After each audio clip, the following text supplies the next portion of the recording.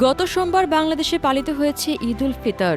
তবে এই ঈদে ছুটি পাননি বাংলাদেশ নারী দলের ক্রিকেটাররা, যে কারণে পরিবারের সঙ্গে ঈদ উপভোগ করতে পারেননি নিগার সুলতানা জ্যোতিরা। বিসিবির একাডেমি ভবনে কেটেছে ঈদের দিন। গতকাল মিরপুরে গণমাধ্যমের মুখোমুখি হয়ে জ্যোতি বলেন, ঈদের আগের দিনও আমরা অনুশীলন করেছি, কারণ সবাই জানে এই বাছাই পর্বটা আমাদের জন্য কতটা গুরুত্বপূর্ণ। একটি দল যখন বিশ্বকাপে খেলে তখন সেটির প্রভাব ভিন্ন হয়। আইসিসির কাছ থেকেও নানা সুযোগ আসে, আর্থিক দিক থেকেও এটি আমাদের জন্য লাভজনক।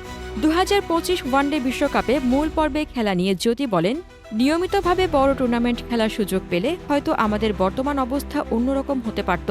আমরা কিছুটা পিছিয়ে পড়েছি, তবে এখান থেকে বেরিয়ে আসার দায়িত্ব আমাদের নিতে হবে।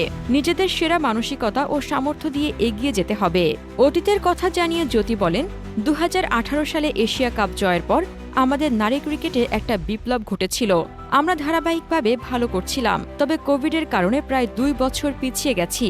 গণমাধ্যমের মনোযোগও তখন আমাদের দিকে ছিল, কিন্তু পর্যাপ্ত আন্তর্জাতিক ম্যাচ খেলতে পারিনি।